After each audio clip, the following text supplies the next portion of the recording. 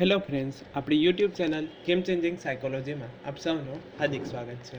આજના વિડીયોમાં આપણે પ્રોબેશન ઓફિસર, ચીફ ઓફિસર તેમજ જે વિદ્યાર્થીઓનું મનોવિજ્ઞાન છે એવા વિદ્યાર્થીઓ માટે યુજીસી નેટ અને જીસેટ માટે તેમજ ટેટાટ અને પીએસઆઈની પરીક્ષામાં મનોવિજ્ઞાનના જે પ્રશ્ન પૂછાય છે તો એની ચર્ચા કરીશું।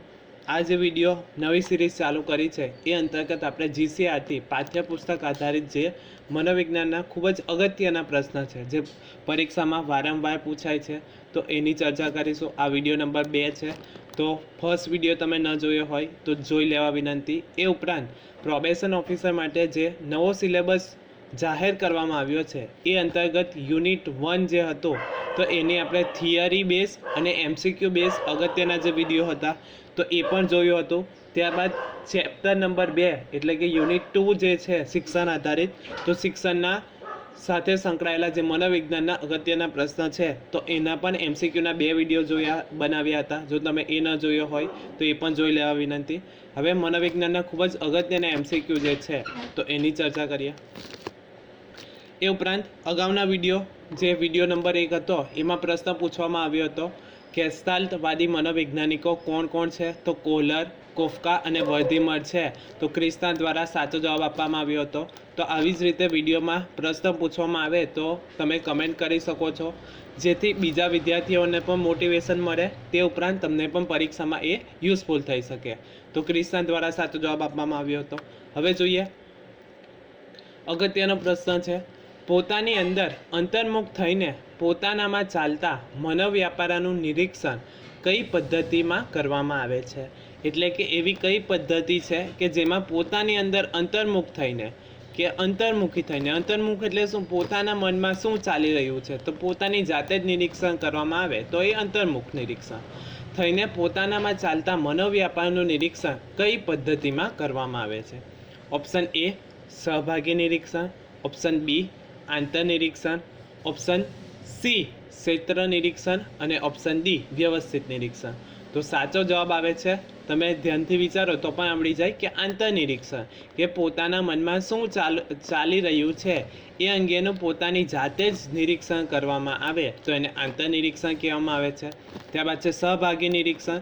તો સહભાગી નિરીક્ષણ એટલે શું, કે કોઈ સમૂહ યા કોઈ સમાજની રીત રિવાજો કેવા છે તો એની આપણે માહિતી મેળવવી છે તો આપણે એ જૂથમાં સહભાગી એટલે કે જોડાઈ જશું અને એના રીત રિવાજોમાં આપણે ભાગ લઈને એની માહિતી મેળવીએ તો એને સહભાગી નિરીક્ષણ કહેવામાં આવે છે।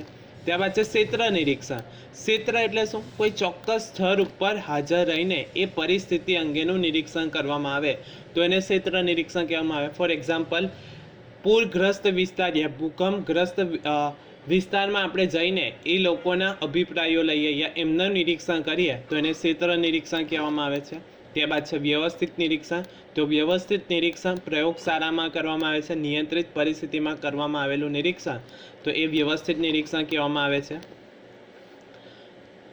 ત્યાર પછીનો પ્રશ્ન છે, કુદરતી નિરીક્ષણ પદ્ધતિની મર્યાદા દૂર કરવા માટે કેટલાક ટેકનિકલ સાધનોનો ઉપયોગ કઈ પદ્ધતિમાં કરવામાં આવે છે?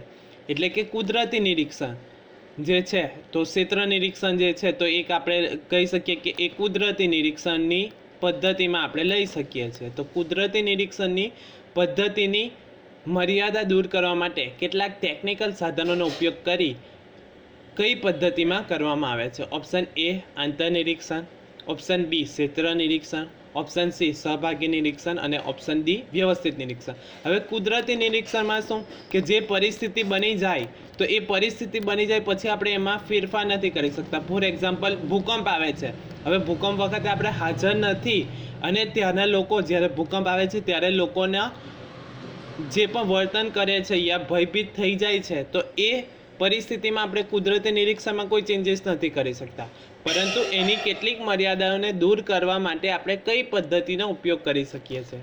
તો એનો સાચો જવાબ આવે છે વ્યવસ્થિત નિરીક્ષણ। એટલે કે પ્રયોગશાળામાં આપણે એવી પરિસ્થિતિ અમુક અંશે ક્રિએટ કરી શકીએ છીએ અને આપણે માહિતી મેળવી શકીએ છીએ તો એને વ્યવસ્થિત નિરીક્ષણ કહી શકાય છે। આ બધા જે ઓપ્શન જે છે તો એની ઓલરેડી આપણે ડીપમાં ચર્ચા કરી છે કે કઈ પદ્ધતિને શું કહેવામાં આવે છે। તો સાચો જવાબ આવે છે વ્યવસ્થિત નિરીક્ષણ। એનું મેં તમને એક્ઝામ્પલ આપ્યું કે કુદરતી નિરીક્ષણ પદ્ધતિની મર્યાદા દૂર કરવા, કે ભૂકંપ આવી જાય યા અમુક ભયભીત થઈ જાય છે તો એ પરિસ્થિતિને આપણે ફરી કુદરતી રીતે ક્રિએટ નથી કરી શકતા, પરંતુ ટેકનિકલ સાધનો દ્વારા આપણે અમુક અંશે ભૂકંપ પ્રયોગશાળામાં યા થોડું ઘણું ફેરફાર કરીને આપણે કરી શકીએ છીએ, તો એ પરિસ્થિતિને આપણે ક્રિએટ કરી શકીએ. તો એ વ્યવસ્થિત નિરીક્ષણ.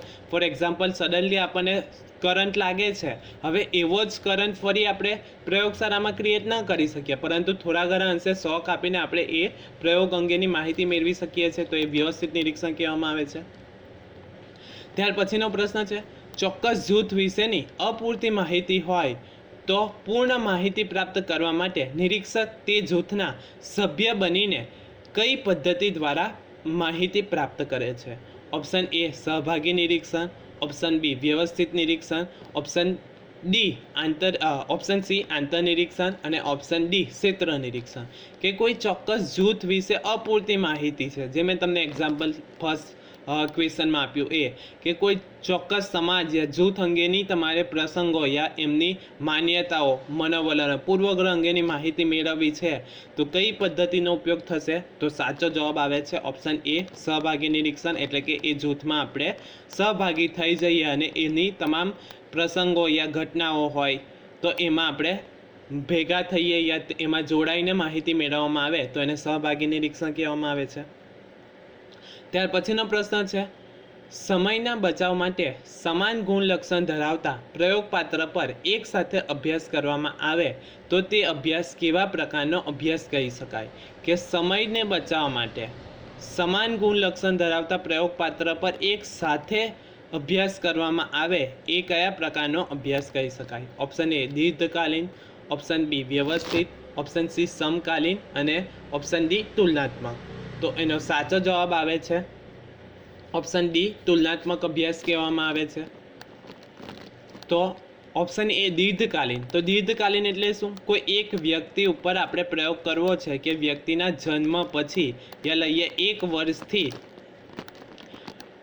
15 વર્ષ સુધી બાળકમાં શું પરિવર્તન આવે છે, તો એક જ વ્યક્તિ ઉપર આપણે 1 વર્ષથી 15 વર્ષ સુધી એનો અભ્યાસ કરીશું તો આપણને ખ્યાલ આવે છે કે વ્યક્તિનામાં શું ચેન્જીસ થાય છે. તો એ દીર્ઘકાલીન કે દીર્ઘ એટલે કે લાંબા સમય સુધી અભ્યાસ ચાલુ રહે છે. એક જ વ્યક્તિ ઉપર તમે લાંબા સમય સુધી અભ્યાસ કરો તો એને દીર્ઘકાલીન કહેવામાં આવે છે. ત્યારબાદ છે તુલનાત્મક અભ્યાસ. તો તુલનાત્મક એટલે શું? હવે આપણે 1 વર્ષથી 15 વર્ષ સુધીમાં બાળકમાં શું ફેરફાર આવે છે, હવે આપણે એવું કરીશું કે તુલના કરવી છે તો 1 વર્ષના અમુક બાળકો લઈશું, 2 વર્ષના અમુક બાળકો, 3, 4, 5 એ રીતે 15 વર્ષ સુધીના બાળકોનો એક જ સમયે અભ્યાસ કરીએ તો એને તુલનાત્મક અભ્યાસ કહેવામાં આવે છે. એટલે કે આપણે કમ્પેરિઝન કરીશું.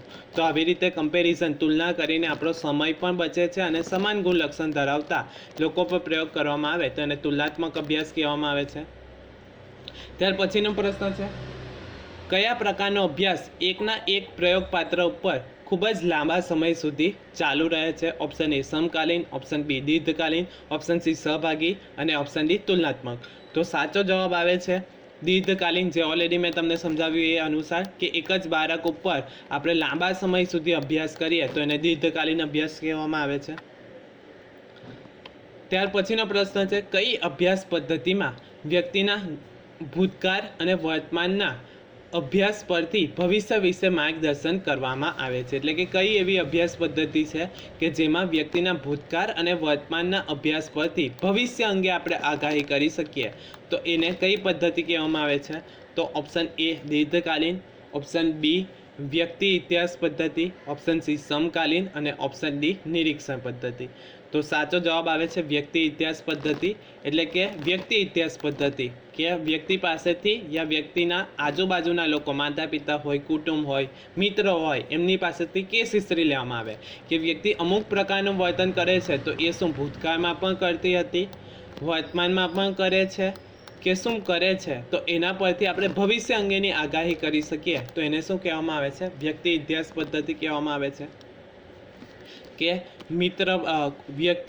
વ્યક્તિ પાસેથી પોતાની પાસેથી માહિતી લેવામાં આવે, એના માતા પિતા પાસેથી, શાળા યા કોલેજમાંથી પણ માહિતી લેવામાં આવે, મિત્ર પાસેથી માહિતી લેવામાં આવે, કુટુંબ પાસેથી માહિતી લેવામાં આવે તો એ વ્યક્તિ અંગેના આપણે ભૂતકાળના જે પણ કોઈ હોય ભૂતકાળની માહિતી મેળવી શકીએ, વર્તમાનની પણ માહિતી મેળવી શકીએ અને એના પરથી આપણે આગાહી કરી શકીએ કે ભવિષ્યમાં વ્યક્તિનું વર્તન કેવું હશે, તો એને વ્યક્તિ ઇતિહાસ પદ્ધતિ કહેવામાં આવે છે.